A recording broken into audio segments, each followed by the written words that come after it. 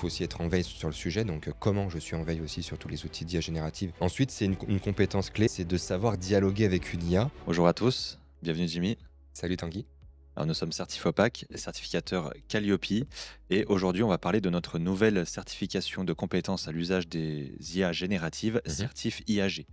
L'idée de cette vidéo, Jimmy, c'est que tu nous présentes l'objectif de cette certification, à quoi elle sert, à qui elle va s'adresser, histoire qu'on en sache un peu plus. Voilà.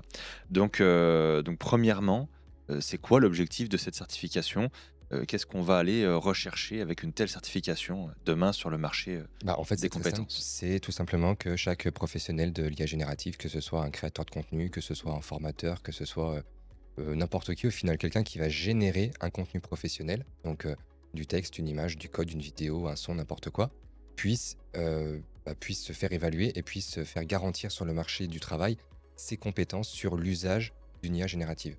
Et je vais insister quand même sur un point, parce que c'est le fil conducteur aussi de notre référentiel de compétences, c'est que c'est pas juste utiliser l'IA générative et faire des prompts, c'est aussi et surtout prendre du recul sur sa pratique et aussi promouvoir un usage qui est responsable Hmm, sur l'IA générative. Voilà. d'accord. Et ça a été vraiment, enfin moi je me souviens quand on s'est lancé dans la création de ce référentiel, quand on a déposé notre dossier à France Compétences, l'idée c'était pas de faire une certification sur le prompt engineering, c'était vraiment de s'orienter sur un ensemble de compétences pratiques et fonctionnelles sur l'IA générative, quelque chose qui s'adresse à la fois aux actifs, aux demandeurs d'emploi, aux entrepreneurs, voire même aux étudiants. Voilà. Tout ça pour garantir un niveau de compétences sur l'IA générative.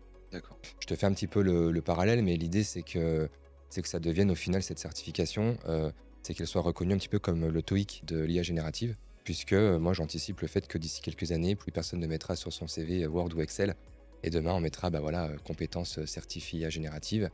Après n'importe laquelle, peu importe, on va pas faire de pub ici pour tel ou tel outil. Mais vraiment, l'idée, c'est de se concentrer sur ces usages-là, puisque ça y est, ces outils rentrent dans le quotidien, avec tous les risques que ça génère aussi dans le cadre d'une entreprise. Donc si je te suis, en fait, il y a vraiment un enjeu au vu des nouvelles compétences qui sont en train de se développer vis-à-vis de ces outils et du besoin de les reconnaître. Bah, si tu veux, quand on a repris, nous, le titre de la certification chez France Compétences, c'est produire Mhm. et réviser. Donc, tu vois, Mhm. tu as cette notion-là aussi de Et c'est c'est pas juste je pas vais juste, produire ouais. quelque chose. C'est aussi derrière, je suis capable de le réviser, de l'affiner, de le peaufiner Mhm. avec certains outils.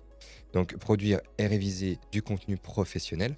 On n'est pas là pour faire un poème ou pour faire un truc voilà, qui n'a rien à voir, hein. On est quand même sur le marché pro. Un contenu professionnel, ce que je disais, ça peut être une image, du son, du texte, du code, une vidéo, même Mhm. maintenant avec tout Mhm. ce qui arrive là sur OpenAI avec Sora par exemple, dans un esprit de responsabilité et même presque d'éthique. Ouais, ça c'est une donnée super importante. C'est même ce qu'on a pu voir là depuis les derniers mois, les dernières années, c'est que on peut avoir des usages très pointus, mais à la limite ou carrément pas éthiques. Ça, je suppose qu'on va y reparler après dans la suite des compétences. Donc, tu en as déjà parlé un petit peu. Voilà, on a dit que c'est une certification qui allait s'adresser à des professionnels. Si on peut en savoir plus, à quel type de professionnel? Est-ce que le monsieur tout le monde qui travaille dans une entreprise ou dans l'industrie ou n'importe où Mhm. peut demander cette certification? Ou effectivement, Alors, est-ce que voilà, c'est ouais. peut-être plus cadré? Alors, qui peut devenir certifié AG? J'ai envie de te dire tout le monde, du moment que tu génères dans ton travail un contenu professionnel. D'accord. Nous, on a ciblé deux métiers types. Tu as on va dire, le concepteur-rédacteur de Mmh. contenu multimédia. Ça peut être un rédacteur SEO, ça peut être Ça peut être assez large au final. ça peut être très très large. Voilà, ça peut être un concepteur web marketing, ça peut être quelqu'un dans la communication. Mais j'ai envie de te dire, dans chaque tranche d'activité, dans chaque activité, tu vas générer à un moment donné, que ce soit même un rapport écrit, un PowerPoint pour Bah, de communiquer, enfin voilà. maintenant Et aujourd'hui, donc, tu peux être assez vite associé à ces usages de l'IA générative. mmh. Donc là-dessus, on ne ferme pas de porte. Ce qui sera quand même assez déterminant, c'est derrière les prérequis, puisque tu as des prérequis qui sont liés par exemple à tes diplômes ou à ton expérience. Voilà. D'accord. Le deuxième métier cible, c'est le formateur. Le formateur, le consultant, je dirais voilà, même l'indépendant, l'accompagnateur qui va aussi générer des travaux dans le cadre de son activité pour ses clients. Mmh. Et là, lui, bien sûr, il a aussi tout intérêt à se faire Qui sont certifier, certifier. en création constante de contenu. Ouais. Et alors, au niveau des prérequis, alors voilà, moi supposons je peux bénéficier de cette certification parce que je me reconnais dans mon travail. Je me dis: «Bah, tiens, je vais candidater». De quoi j'ai besoin au final ou quel est le socle de base pour Mmh. prétendre à passer cette certification? Alors pour candidater, il faut déjà avoir un projet professionnel qui soit en lien avec la création de contenu multimédia. Mmh. Ça, c'est le premier prérequis. Si, entre guillemets, alors tu vends dans un magasin n'importe quoi, tu es vendeur, Mmh. mais que tu as pas de tâche en lien avec la création d'un contenu, si c'est pas toi, par exemple, qui gère la page Facebook, si c'est pas toi qui va communiquer ou autre, bah, tu seras pas forcément la cible. Ouais, ce sera compliqué en fait de Voilà, trouver un projet ouais, cohérent. ouais, ouais. Donc ça, c'est vraiment le premier critère. Donc c'est avoir un projet pro en lien avec ça, ou alors déjà avoir une expérience professionnelle bah, sur laquelle on peut s'appuyer Mmh. avec un cas concret, un cas pratique. Après, tu as quand même trois voies d'accès qui sont distinctes. La première voie d'accès, c'est tu suis une formation professionnelle continue avec un organisme habilité à préparer à la certification, auquel cas tu vas devoir donc t'inscrire et dans le cadre de ton inscription, tu vas devoir justifier d'un niveau de diplôme bac plus 2, soit donc de ce diplôme bac plus 2 et justifié d'une expérience d'au moins 6 mois dans une fonction liée à la création d'un contenu. Ouais, donc il faut Voilà. quand même avoir un léger bagage, Bah oui, une ouais, légère trace quoi, pour voilà. justifier au moins d'un Ouais. Bon d'un d'un après une projet quoi. expérience d'au moins 6 mois dans la création d'un contenu, ça peut être Ça très large, mais en tout cas, c'est quelque chose que les organismes vont aller vérifier, pour qu'on ait quand même un socle commun, un prérequis commun qui soit respecté dans le cadre mmh, de la formation et qu'on n'ait pas, de trop grandes, différences dans les niveaux qui sont proposés. La chose aussi qu'il faut bien comprendre, c'est que, on est quand même sur une certification liée à une pratique du web. Alors web, ce que tu veux appeler n'importe quoi, 4.0, 5.0, enfin peu importe. Mais donc l'idée aussi, c'est de pouvoir maîtriser les compétences de base sur l'informatique. mmh, Si déjà c'est compliqué de faire un copier-coller, tout à fait. On n'ira pas bien loin malheureusement, quoi pendant voilà, mmh, tu pourras pas aller taper la certif IAG, ce sera pas possible. Voilà. Il faut quand même des compétences de base, pouvoir utiliser un ordinateur, être compétent déjà sur de la rédaction type Word, Excel, enfin peu importe. Voilà, mais déjà vraiment connaître les bases, pouvoir naviguer sur Internet. Le premier volet sur la formation continue. On peut aussi éventuellement par rapport aux formations initiales, donc si par exemple si, tu étais, un étudiant, que ton école était reconnue, par Certifopac pour pouvoir préparer à la certif IAG, tu pourrais aussi passer tout ce cursus-là. Pourquoi? Parce que en termes de prérequis là, il faudrait préparer à minima un diplôme bac plus 2 en lien avec, donc en tout ou partie, de la création de contenu professionnel mmh. multimédia, justifié donc d'une expérience d'au moins 6 mois également. Alors ça peut être dans le cadre, de certains travaux scolaires aussi, voilà. Là, on sera plus sur des cas fictifs, tandis qu'en formation continue, on sera plus sur des cas concrets, voilà, dans le cadre de la certification et du passage d'une évaluation. On a aussi un troisième volet, donc plutôt par expérience, donc là, c'est pour tous les entrepreneurs, tous les consultants qui sont à leur compte actuellement et qui souhaitent vraiment, qui souhaitent garantir leurs compétences sur l'IA générative. Ici, on est sur un passage en candidat libre. Mmh.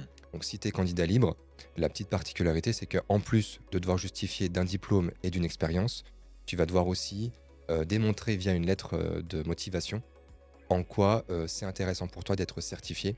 Ça permet aussi d'intégrer davantage et de démontrer tes compétences sur l'usage responsable d'une IA générative. Mmh. Comme tu n'as pas fait une formation en amont, on considère que voilà, si tu es là ici pour le passer en candidat libre, nous, on veut que tu réussisses cette certification. Donc l'idée, c'est d'avoir un prérequis quand même, de dire, bon, ok, je vois quand même dans sa lettre qu'il a déjà bossé avec, il a fait des cas concrets. Faut un peu de grain à moudre quoi. Voilà, c'est ça. Mmh. Donc là, bon, bah, très clairement, voilà, moi, je vois plein de monde sur les réseaux, sur LinkedIn ou autre, des personnes qui sont déjà très compétentes sur les IA génératives. Mais pourquoi? Parce qu'elles ont bûché dessus depuis 2 ans. Elles travaillent dessus depuis 2 ans, elles créent des choses, elles apprennent aussi, elles s'améliorent, elles sont en veille aussi sur, voilà, sur tout ce qui se fait sur le marché, par exemple, américain ou autre. Et donc, bah, ces genres de personnes, elles vont pas nécessairement passer par une formation en amont. Donc, elles vont pouvoir passer la certification en candidat libre. Mmh. Donc ça, après, nous, c'est toutes des choses que l'on réexplique et voilà, que l'on met en avant via notre formulaire en ligne pour, enfin, quand tu postules. Et donc, tu pourras choisir, ok, ben voilà, je suis candidat libre, ou alors je suis inscrit via tel centre de formation ou via telle école. Donc si je récapitule par rapport à tout ce que tu me dis, on a, 3 voies d'accès et donc, 3 types de prérequis, qui vont différer selon ces voies d'accès. Donc si on reprend, on a la formation continue. En formation continue, en gros, je suis un professionnel, j'ai fini mes études et voilà, je complète mes compétences. Formation initiale, je suis à l'école, ouais, dans le cadre de mes études, j'ai Mhm. l'occasion, dans l'école qui m'accueille, de passer cette certification ou alors je suis indépendant, je suis un auto-entrepreneur ou peu importe, j'ai déjà un lot de compétences là-dessus, et je passe en candidat libre. Voilà, donc c'est vraiment nos 3 voies d'accès. Mmh, mmh. OK. Et alors, bon, on arrive dans cette certification, et au final, comment ça se passe, l'évaluation? Dans le sens où, même sans dire comment ça se passe l'évaluation, mais déjà sur quoi on est évalué? Alors déjà pour rappel, ouais, donc on a fait toute une vidéo complète, hein, sur le Mmh. référentiel, sur les 5 compétences de base. Donc ces 5 compétences de base, elles ont été travaillées, pendant des années avec, plusieurs experts, de l'IA générative. Comme je disais tout à l'heure, on n'a pas voulu rentrer dans le piège du prompt engineering parce que, bah, déjà, il y a aussi certaines IA maintenant qui sont tellement puissantes que tu vas rentrer, 4 phrases ou même 4 mots, elles vont elles-mêmes générer un certain nombre, de questions pour préciser ce que tu veux. Il y avait même aussi un piège de se dire, le risque quand on crée un tel référentiel dans un tel milieu, c'est qu'à peine on a fini sa Mmh. conception ou à peine il est validé, que les compétences qu'on vient vérifier ont déjà évolué C'est parce ça. que c'est un marché qui évolue Ouais, très c'est ça. vite. Et on se disait, bah, le prompt, justement, comme tu évoques, peut-être que demain, le prompt, c'est plus une compétence à acquérir Mmh. parce que ce sera inné dans l'outil qu'on va utiliser. C'est, tout à fait ça. Mais juste pour reprendre, si tu veux, donc les 5 compétences de base, c'est donc déjà dans un premier temps, comment, en fonction de mon besoin, je sélectionne le bon outil d'IA générative. Qu'aujourd'hui, il y en a des milliers, La pléthore. voilà. Et puis ça change tout le temps. Ça change tout le temps, donc il faut aussi être en veille sur le sujet. Donc comment je suis en veille aussi sur tous les outils d'IA générative qui arrivent sur le marché. Est-ce qu'ils sont conformes aussi à la réglementation française, européenne? Enfin voilà, ça pourrait être Mhm. aussi un certain nombre d'enjeux à se poser.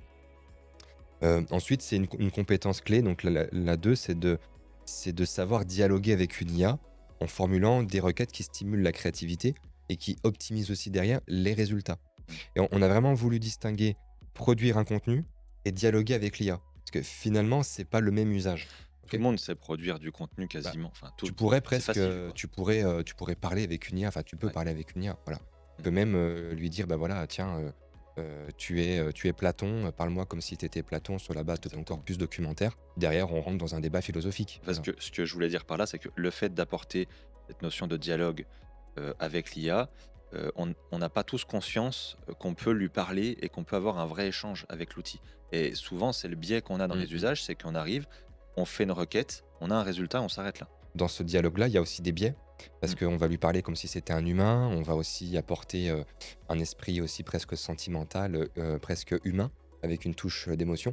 Et donc ça, c'est tous des éléments qu'on a voulu mettre en avant en disant: «Attention, ce n'est qu'un outil». Mm. Voilà, et pas qu'on rentre aussi En, dans les dérives comme on a en pu voir, fonction de l'outil qu'on utilise, on aura des biais aussi en retour. voilà. Alors après, tu as 2 autres compétences qui sont à la fois dans comment tu produis un contenu et comment derrière tu le révises, Mm. pour finalement s'aligner davantage avec, ton besoin en appliquant, des, techniques, stylistiques, narratives, pour améliorer ton contenu. La compétence numéro 5, OK, donc j'ai généré, j'ai révisé, super. Mais est-ce que ce contenu, il est cohérent avec ma commande initiale? Et surtout, est-ce que je suis sur un usage qui est responsable, qui est éthique et qui est dans le respect de la réglementation? Mm. Voilà. Et là, on sait que ça bouge beaucoup en ce moment, notamment avec la réglementation française, européenne, sur le sujet, sur l'IA Act. Le but du jeu, c'est d'avoir des professionnels qui sont formés, qui sont certifiés sur l'IA générative, mais surtout avec des bonnes pratiques, au même titre que ce qu'on avait sur de la sécurité informatique, sur de la cybersécurité ou sur du RGPD, quoi. En tout cas, à l'instant T du passage de la certification, qu'il se soit posé les bonnes Mmh questions mh. vis-à-vis de la réglementation applicable ou des enjeux éthiques qu'on aurait derrière. Là, tu me décris ces 5 compétences. Derrière, comment on les présente pour se faire évaluer? Comment ça marche? Alors donc comment ça marche? Donc après ça va dépendre si tu suis une formation en amont. Si tu suis une formation, c'est ton organisme de formation qui va te préparer. Donc dans sa Mm. formation, lui, il va prévoir du temps pour donc il va préparer les livrables. Si tu veux les 4 premières compétences, donc les 4 premières compétences, tu vas devoir rédiger un rapport écrit Mhm. où tu vas partir d'un cas physique, un cas, comment dire? Un cas réel ou fictif. Tu vas prendre ce cas-là, tu vas dire: «Bah, voilà, moi j'ai mon besoin, je dois faire un site web, je dois rédiger un article, je dois créer une image pour une affiche, pour une com», enfin peu importe. Je pars de ça, j'analyse mon besoin et j'analyse plusieurs outils. Je compare plusieurs outils, je regarde celui qui va être, le meilleur pour, répondre à celui-ci. Mhm. Donc ça, je vais l'écrire dans mon rapport. Dans mon rapport écrit, je vais continuer en disant: «Bah, voilà, je vais dialoguer avec l'IA et comment j'ai dialogué avec l'IA». Je vais montrer des exemples de ce que j'ai produit et ce que j'ai révisé. OK? Mmh. Et ça, je vais m'arrêter à la quatrième compétence. Donc la compétence 1 jusqu'à la compétence 4, je génère mon rapport écrit. D'accord. OK? Et on rappelle, hein, tout à fait que le Certifopac ne réalise pas cette formation. Certifopac Non, n'a non, n'a non. n'a que le rôle d'évaluateur et de certificateur. Voilà. Vous nous transmettrez votre rapport écrit pour que le jury puisse le consulter en amont, puisque derrière, donc ça c'est la deuxième étape, vous aurez une évaluation orale. Un jury oral, c'est pas, si vous voulez, la certif IAG, c'est pas comme d'autres certifications en ligne où c'est juste un QCM, un machin. Là, on passe vraiment une vraie évaluation, une visio, Mmh. avec 2 jurés qui sont indépendants, qui sont là pour que vous puissiez présenter votre travail et pour qu'ils puissent aussi poser, certaines questions en lien avec la certification. Donc c'est quand même assez concret. Et donc alors tu dis on présente notre travail, devant un jury Mmh. et ce jury, il est constitué de combien de personnes? Un membre de Certifopac, donc qui D'accord. travaille sur le champ de l'IA générative et de la certif IAG, Mmh. puis un membre externe. Donc là, c'est un jury externe, qui est donc un professionnel de l'IA générative.